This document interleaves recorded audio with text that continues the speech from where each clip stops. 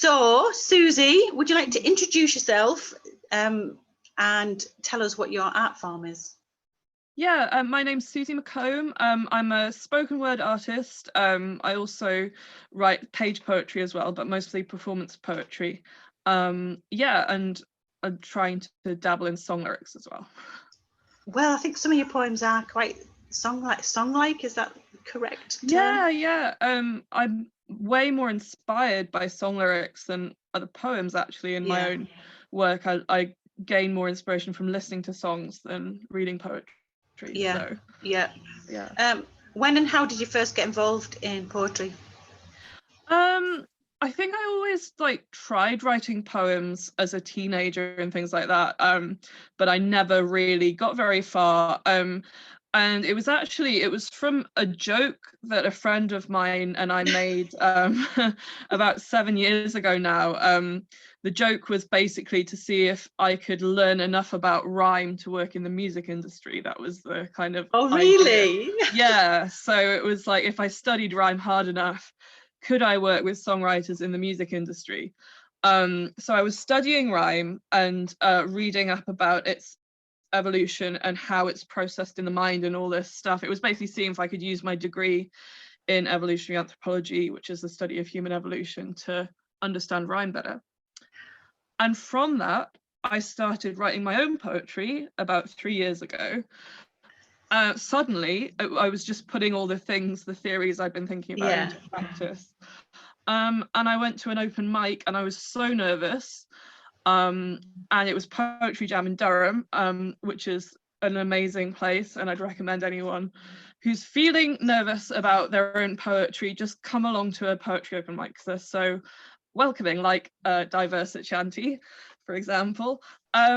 Anyway, and I was just so welcoming that I just started doing slams and really focused on writing more and gaining performance experience. So yeah, it's been about three or 4 years of writing my own poetry and 7 years of researching rhyme. Wow. I think, do you know what? I think was that poetry thing in Durham, did it go onto YouTube? I'm sure I saw you performing on that. Oh, maybe. I know Steve videos everything, so I'm not sure. An early slam I was at, the York Say Out Slam, was on YouTube. So I think that was it. Yeah, that was it. I saw that one. That was really good. So, oh wow. So it was kind of like you were challenged to. It's all a joke really with my friend, but it's just spiraled. That's really amazing. So that's kind of what inspired you to get involved, yeah? Definitely. That was your inspiration. Yeah. My boyfriend's just coming. Yeah, no, that was the inspiration. It's all right. We don't mind extra people coming in. That's fine. Yeah. No, it was a joke with a friend, like a challenge really with a friend. Yeah. And what does your friend think about it? Oh, she's delighted. She's a poet and an author herself. So it's been really fun. Like, I love our friendship because it's a creative friendship where we show each other poems and things like that. And I think that's so valuable for artists to be able to share their work and get honest, supportive, constructive feedback. And I think that's what the Northeast poetry community is really good at, especially in Teesside, is sharing our work with each other and giving and getting feedback. I think it's great. Yeah, I agree. I completely agree. It's a really vibrant community we've got, isn't it? It is, yeah, it is. I've been to other parts of the country where it's not quite so welcoming. Yeah.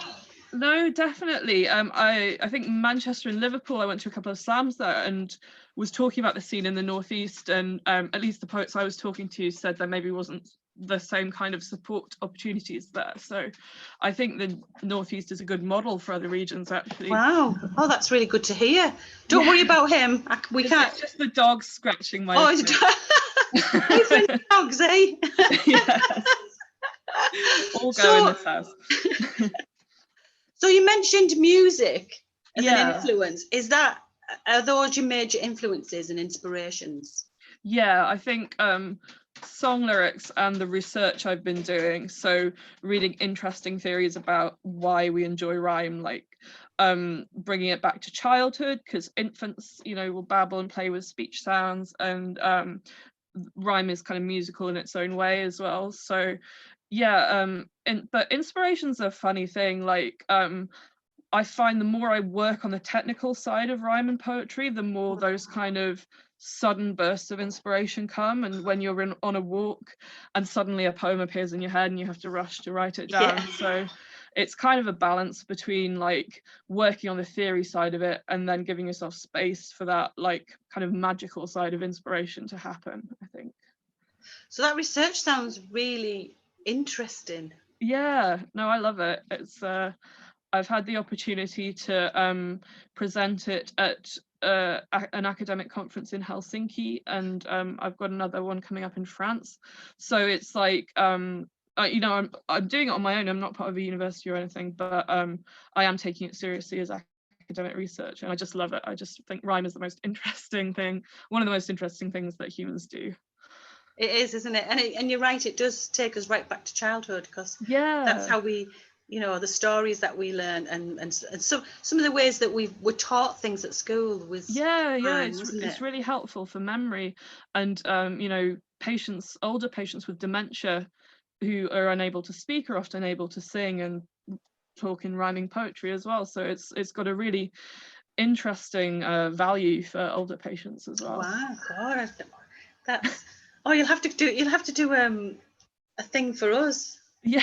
In your lecture, you'll have to do it for us, because it is really fascinating. Yeah, I've just started doing workshops and I'm really enjoying them as well, because it's nice to be able to to use all the research that I've done and work with poets, because there are I think a lot of people are put off by rhyme and find it, like, I always ask people if they find it a friend or an enemy, and I think a lot of people maybe find it an enemy to work with. So I'm all about kind of techniques for poets to find it a bit more friendly to work with.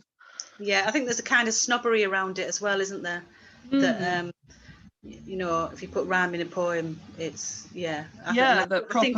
I think that's going now, though, isn't it? I think so. It's interesting, like rhyme falls in and out of fashion over the years, and definitely it was out of fashion for a long time, and I think especially in the more maybe highbrow poetry magazines, a lot of the poetry doesn't use rhyme, but yeah, maybe, and especially I think more poets in spoken word especially like influenced by hip-hop and things like that, so I think definitely rhyme is resurging maybe a little bit in poetry, but my goal, I guess, doing workshops and things is to get as many poets comfortable with the device as possible.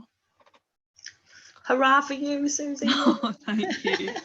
Well, I've heard you at slams, and I think the way you do rhyme is exceptional.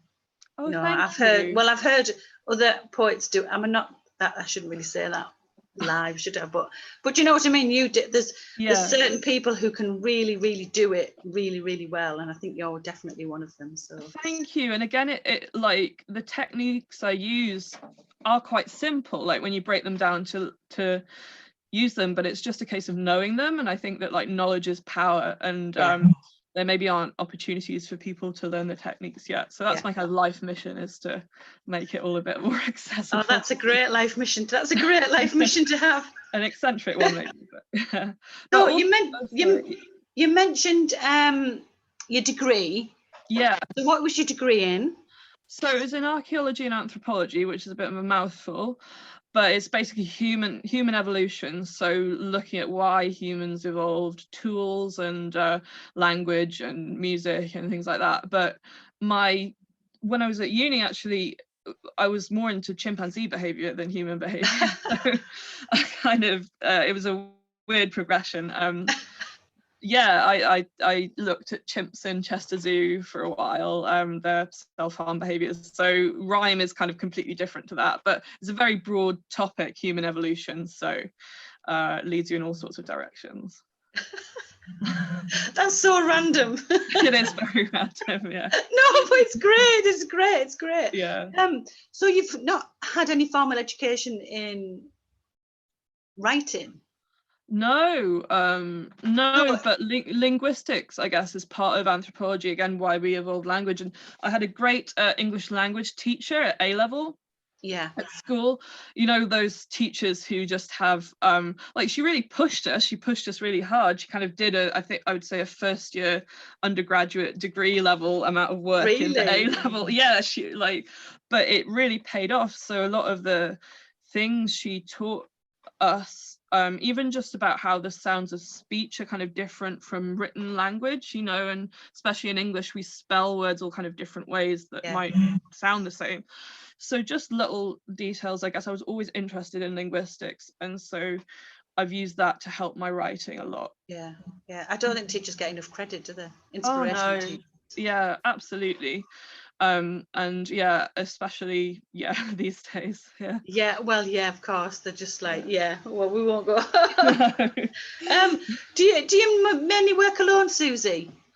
With your writing? With writing, yeah, I do. And I think that's part of why I'm so interested in the music industry, because songs are much more of a collaborative thing. And I think poetry, it can get a bit lonely sometimes. It can. Yeah, do you find that as well? I do, like, yeah. Yeah, even with the wonderful community that we have in Teesside and in the Northeast, when you're writing, it's really a solitary, it's you and your mind, really. And I prefer more social. I love the idea of a song being something that everyone can contribute different bits to, whether it's like guitar parts and drum parts and the language side of things. So so really I'm a poet, but my heart kind of wants to be a songwriter. I think I don't have the musical knowledge, so poetry it is for the time being. You need to collaborate with a musician.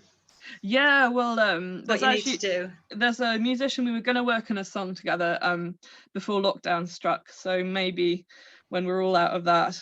Yeah. Have you looked into you know when I don't know, singers and bands record songs, you know, like sending some of your work out as song lyrics? Yeah, I've dabbled a little bit in that kind of thing. I think the music industry is quite hard to break into, but Right. Yeah, I sent some work out to various places, but it's a long game plan. I think I'm planning to build up a little bit more experience in the poetry world. So, but that'll be something to look out for, though. You know, lyrics by Susie. You know, they'll be like, oh, I know. someday maybe. But poetry and songs are poems, aren't they? Really? Yeah. I mean, they're kind of. I think of them as like cousins, you know, or I think I described once like song lyrics of poetry is kind of cooler younger sibling, maybe, like. Yeah, I agree. Yeah, like song, you know, there are differences. Song lyrics, I guess, repeat lines more, and there's all sorts of kind of subtle differences between them, but at the end of the day you're using words and arranging them into lines, and you're trying to condense a lot of ideas into a very brief kind of truncated art form. So yeah, they're very, very similar things. Well, look forward to you collaborating then. I think collaboration is a wonderful thing. I love working with other people. Yeah, no, really and do. I know you've incorporated music and poetry together as well, and that's I love that. Yeah, and you know, because language and music, they both have rhythm. They both have accent. They both have repetition. You know, there's all sorts of similarities between language and music that are great to exploit creatively. Yeah, I agree, and I think it makes you look at you.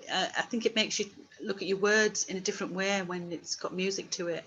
Yeah, and I think a lot of musicians actually already have a lot of the knowledge you need to work with language. That's one of my kind of side passions, I guess, is explaining linguistics to musicians specifically, because they're so in tune with rhythm and even pitch, like vowels have pitch and stuff like that. So there's all sorts of exciting life's things. Work ahead of you. Yeah. So when you're writing, where do you tend to write? Where do you practice? I do a lot of writing in my head, I think, on walks. Yeah, do you find the same? Yeah, I love the rhythm of walking. Sometimes like I'll get lost in my mind, like writing a poem walking the dog, and my boyfriend will be like, where are you, you know, because he just gets caught up. But it's mostly in my head, and then I'll write it on my phone usually and play around with it. and then I send it to my friend Sophia, who made the joke originally about, right. and also my lovely. mum. My mum gives really good feedback as well. So yeah, I run it past a few people, but I find that, I don't know if you find this as well, that like there comes a point with a poem where I just feel like, okay, it's finished, and it's like I don't quite know what that click is when you feel, okay, that's a finished piece. But especially working with rhyme, like you're like, okay, the rhymes work, the rhythms work, this is kind of done. And I love that feeling when you I do. I love that. I do as well. I love the editing bit, me. I really love that. So when you've got a performance coming up, the sun looks in some so when you've got a performance coming up, how do you prepare for that? How do you learn? Goodness me. I used to handwrite my poems out.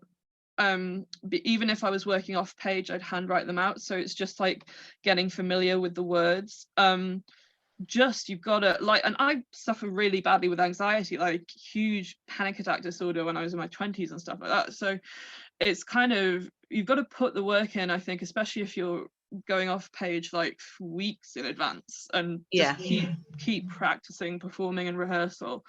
But on the day itself, listen to some encouraging music before like the slam or whatever, and just try and kind of chill your nerves. And it's funny, like it's a very nerve-wracking process, but somehow, for me anyway, once you get up there, it's kind of magical, and like all the nerves fall away and stuff. Absolutely. So what do the creative arts mean to you personally, Susie, and generally what do you think they give to us? That's a huge question. I mean, for me, like, I guess being so interested in human evolution, art is such an ancient thing. Music, we can date it back to like 35,000, 60,000 years just from dating bone flutes. So can we? So, if I've got those dates right. So humans and human-like creatures have been creating music and art, visual art, for years. So I just think it's something so integral to us. And a lot of people have made this point, but in lockdown, think of all the arts people are consuming to get through it. Think of from Netflix to music to poetry. So I think arts are undervalued. I think in terms of personal like development, art can be it's a lovely way to go through life, to be able to look at the world around you and turn it into something beautiful. And especially if something bad has happened to you or difficult, it's a way to process emotions. And I think that for communities, for individuals, it's healing, and it's giving something out to other people. And I just think it's a lovely side of humanity, I guess. It's been so important for me personally. Like, I really struggled in my 20s with anxiety and other mental health stuff, like I say. So it's been a lifesaver for me and for so many other people. So it's important. You've said, everything you've said there, completely agree with. Absolutely. It's a beautiful thing, the creative arts. And undervalued, I think. Completely undervalued, Well, we've seen what's happened recently with all the crap that the government have said about it. We can see how it is. And loads of industries are struggling at the minute, but like creative industries, and even the side of creativity that isn't industry, that is just communities getting together, those networks are struggling as well at the minute. All power to us. How's lockdown been for you? Have you been more creative, less creative? I did more research in lockdown. It was really good for like getting me focused. I had a load of books I hadn't read and made notes on yet, so I just got my research in shape, which was good. Creative wise, not really. I haven't really been writing. I did a Bob Dylan pastiche actually that I was quite pleased about. But I read that. Oh, did you? Yeah, you put it on. You put it on. Yeah, I did. I put it on the Facebook I read it. I thought it was fab. Oh, thank you. That was really fun. But I haven't been making time, I don't think, to sit down and write. So but I find it comes in waves. Like sometimes I'll be in a research mode, sometimes I'll be on a writing mode, sometimes I'll be in a performance mode. And I think it's just being open to those ebbs and flows of creativity. And not being too hard on yourself if you're not Yeah. writing so much at the minute. Yeah, absolutely.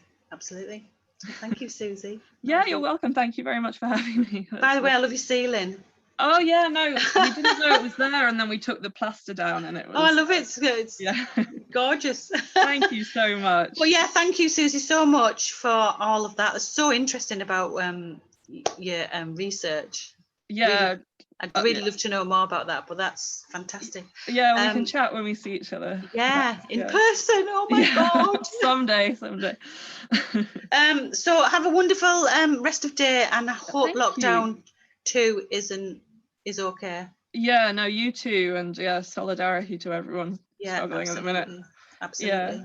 Okay, so thank you so much. Oh, okay. You're welcome. Thank you. Take care. Bye.